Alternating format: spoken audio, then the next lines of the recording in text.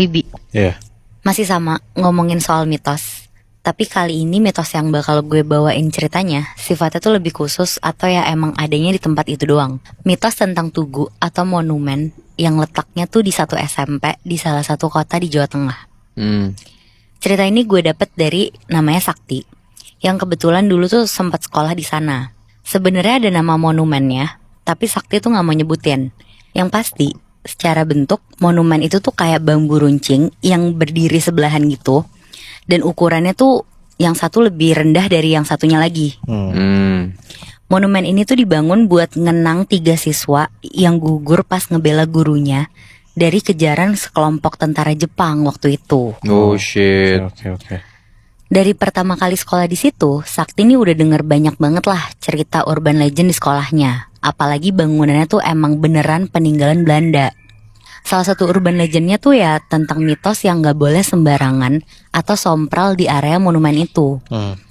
Sampai akhirnya pas Sakti ini kelas 9, dia itu jadi semacam mantan pengurus OSIS gitu, yang kebetulan ngebantu buat LDKS atau penerimaan anggota OSIS baru. Gak tahu apa yang ada di pikiran dia waktu itu, tapi intinya si Sakti ini tuh ngide gimana kalau acara jerit malam kelilingin lingkungan sekolahan itu. Dan salah satu posnya tuh persis di depan monumen itu. Katanya pos ini nanti isinya tuh kuis tentang pengetahuan sejarah tugu ini. Sebenarnya banyak yang gak setuju sama Sakti, tapi ya dengan alasan biar adik kelasnya ini punya rasa kepemilikan sama tugu ini, jadi akhirnya pada setuju. Tapi ya panitia minta buat Sakti ini tuh jadi semacam penjaga pos di situ, soalnya nggak ada yang berani. Akhirnya diterima nih sama si Sakti. Dan gak cuma sampai situ aja, si Sakti ini gak cuma ngejaga pos, tapi dia niat banget lah buat ngisengin si adik-adik kelasnya ini. Dengan dandanan sebisanya dan coret-coret di mukanya dia, si Sakti ini pura-pura jadi sosok arwah dari penjaga tugu sekolah ini. Oke. Tapi ya rencana ini gak diketahui nama siapa-siapa ya, mulai dari panitia lain bahkan sampai guru pembimbing. Dan bener aja nih, hampir seluruh regu yang isinya masing-masing 3 orang bener-bener selalu kaget, ketakutan, nangis, sampai lari lah setiap ngeliat si Sakti.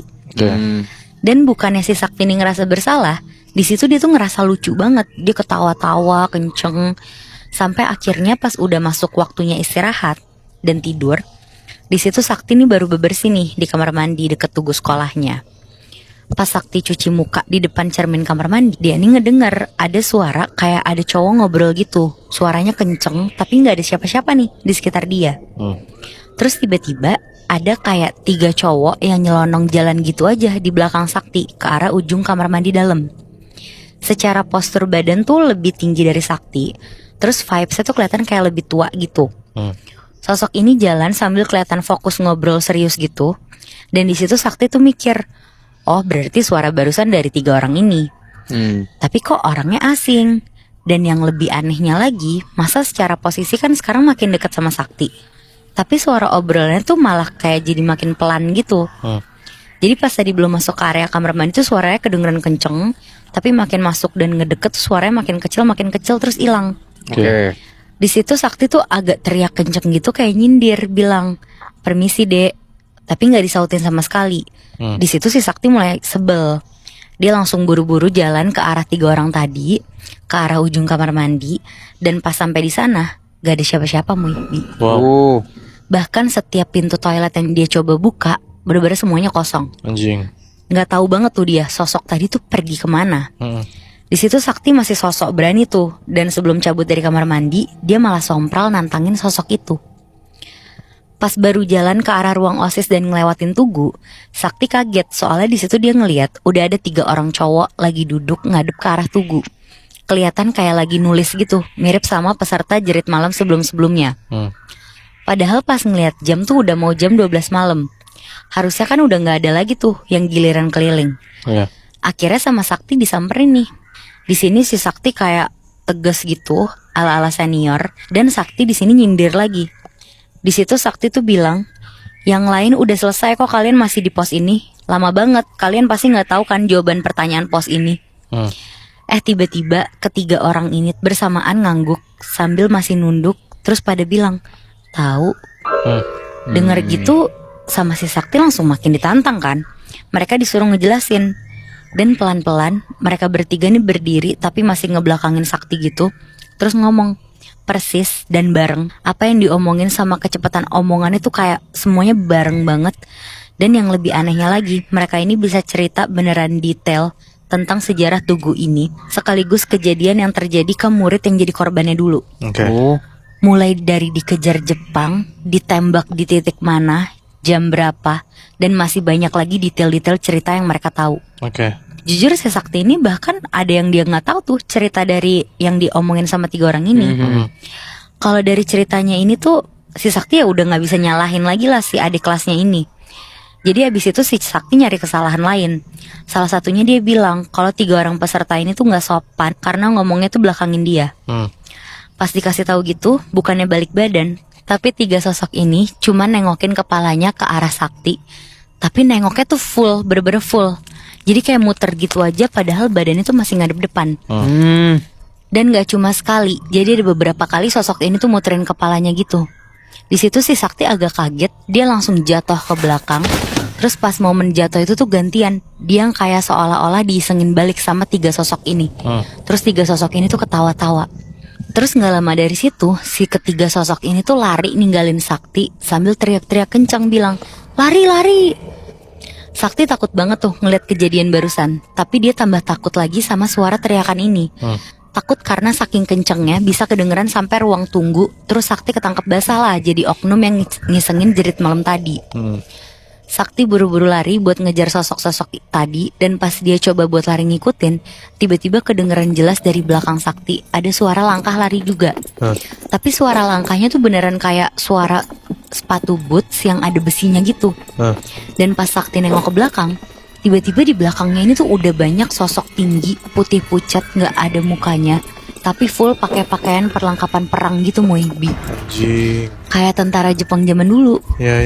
Makin panik nih si Sakti di situ. Dia cuma bisa lari kenceng aja, dia ngejauh. Dan yang bikin lebih panik lagi, katanya ketiga sosok yang diikutin sama Sakti ini tuh larinya gak ngikutin jalan yang ada. Jadi satu persatu dari mereka itu tuh cuma tiba-tiba belok terus nembus tembok. Dan yang lainnya tuh juga kayak gitu. Jadi pada akhirnya si Sakti doang nih yang dikejar-kejar sama setan di belakangnya. Di sini Sakti udah nggak bisa mikir apa-apa, pokoknya dia tuh masih lari. Dan kalau misalkan dia nemu ada ruangan yang pintunya kebuka, dia bakal masuk lah ke sana. Dan pas banget nih, ada satu ruangan kelas yang kebetulan pintunya tuh kebuka. Di situ Sakti langsung masuk, dia lari ke arah meja paling belakang kelas buat ngumpet di bawahnya. Suara lari boots tadi masih kedengeran lalu lalang di luar kelas, kayak bener-bener suara gedebak-gedebuk gitu. Tapi ya untungnya sih gak ada satupun dari mereka yang masuk ke ruangan kelas yang diumpetin sama si Sakti ini. Dikira Sakti nih dia udah aman nih dari gangguan sosok-sosok barusan. Sampai tiba-tiba kedengeran banget kayak ada suara senapan ditembakin gitu. Terus ada suara teriakan cowok kesakitan gitu persis dari samping tembok kelas Sakti ini. Sakti cuma bisa merem gemeteran. Terus abis itu ada suara orang jatuh ke lantai kenceng banget dari tempat Sakti ngumpet ini. Dan tahu nggak, pas Sakti buka mata ternyata itu apa? Katanya di depan dia tuh persis udah ada salah satu cowok yang tadi, yang bertiga itu, jatuh dengan dadanya tuh berlobang banyak banget sambil ngalirin darah terus. Dan sosok cowok ini tuh kayak tembus tembok. Jadi yang di depan Sakti tadi tuh cuma setengah badan aja, bagian kaki dan lainnya tuh masih ada di luar tembok. Kayak ini tuh bukan orang beneran, ini tuh bener-bener setan gitu. Sakti udah gak bisa sosokan berani lagi kali ini. Dia cuma bisa teriak minta tolong kenceng banget sampai terus-terusan nangis.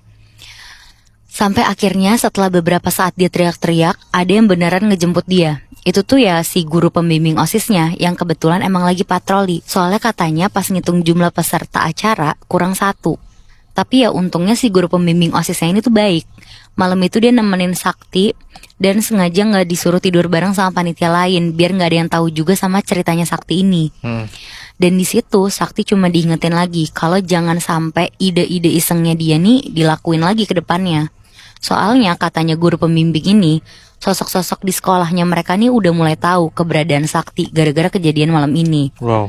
Jadi kalau sampai Sakti ngelakuin hal yang sama lagi, ya gak susah buat setan-setan tadi tuh beneran ngikutin Sakti. Karena kayak dia tuh udah jadi semacam DPO gitulah buat para setan. Anjir. Lagian sebagai senior, so tau sih ya orang tahu tuh tempat keramat malah dipakai buat main-main ya. Iya.